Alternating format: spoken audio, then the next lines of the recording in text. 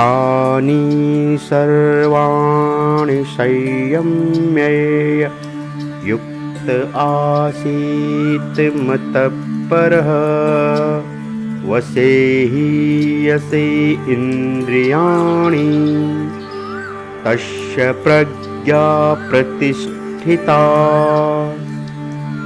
जो कर्मयोगी साधक अपनी संपूर्ण इंद्रियों को वश में करके भगवान के परायण होते हैं, उनकी बुद्धि स्थिर होती है। दोस्तों, इंद्रियों के वश में ना होकर उन्हें अपने वश में करके काम करना योग की एक महत्वपूर्ण विधि है। जब हम अपनी इंद्रियों को नियंत्रित करते हैं तो हम अपने मन को भी शांत और स्थिर बना सकते हैं। इंद्रियों का स्वभाव है विषयों की ओर भागना, लेकिन योग और ध्यान के अभ्यास से हम इन पर विजय प्राप्त कर सकते हैं। इंद्रियों पर नियंत्रण से मन की एकाग्रता बढ़ती है और इससे हम जीवन के हर क्षेत्र में सफलता प्राप्त कर सकते हैं। योग शास्त्र में कहा गया है कि इंद्रियों पर नियंत्रण ही आत्मज्ञान और आत्म साक्षात्कार का मार्ग है। जब साधक इंद्रियों को वश में करता है तब उसमें अपने बल का अभिमान रहता है कि मैंने इंद्रियों को अपने वश में किया है। यह अभिमान साधक को उन्नत नहीं होने देता और उसे भगवान से विमुख करता है। इंद्रियों को एकाग्र करने में कभी अपने बल का अभिमान नहीं करना चाहिए।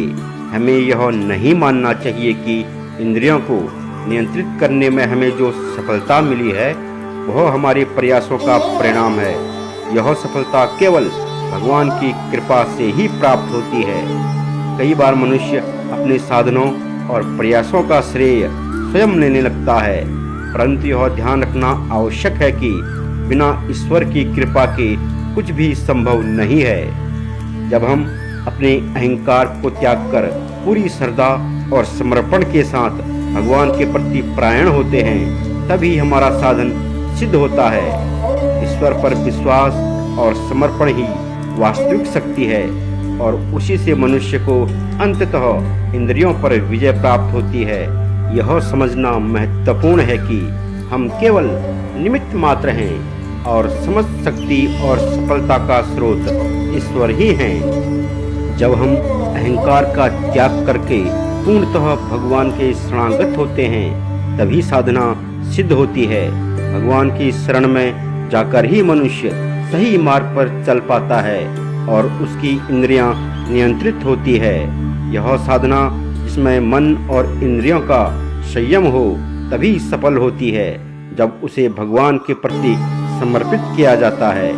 सच्चा साधक वही है जो अपने हर कार्य को भगवान के प्रति अर्पित करता है और खुद को भगवान का साधन मात्र मानता है।